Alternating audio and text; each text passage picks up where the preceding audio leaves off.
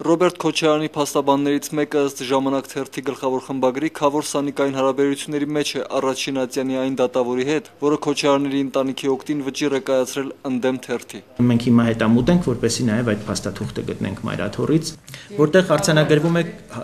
քավորությունը։ Հայելի ակումբում խմբագիրը եւ նրա փաստաբանն այսօր հրապարակում էին այն ապօրինությունները, որոնք թույլ է տվել Առաջին ատյանի դատարանը։ Նախ գործի մեջ է ներգրավել մի տեղեկանք, որն ինչպես պարզվել է դատավորի ապագա դատավճիռն է։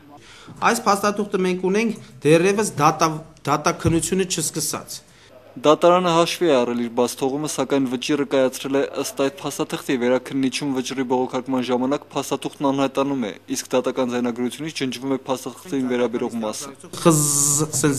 Վերաքննիչը նույնպես վճիռ է կայացնում ընդդեմ «Ժամանակ» թերթի, ըստ որի Քոչարյանների ընտանիքի օգտին պետք է բռնագանձվի 1 միլիոն դրամ։ Ես առիթներ ունեցել եմ Ռոբերտ Քոչարյանին արյուն արբու ասելու բան, բայց դրանից չեմ վիրավորվել։ Վիրավորվել է նրանից, որը իսկապես անմեղ է։ Իսկ ընտանիքը վիրավորվել է Արյունը Քոչարյանից հրապարակման վերնագրի «Արյուն» բառից։ Պարոն Բաբաջանյանն արդեն դիմել է վճռաբեկատյան եւ վստահեցնում է, որ ոչ մի լումա չի զիջելու Ռոբերտ Քոչարյանին, որի քաղաքական պատվերներն էլ կատարում են Հայաստանի դատարանները։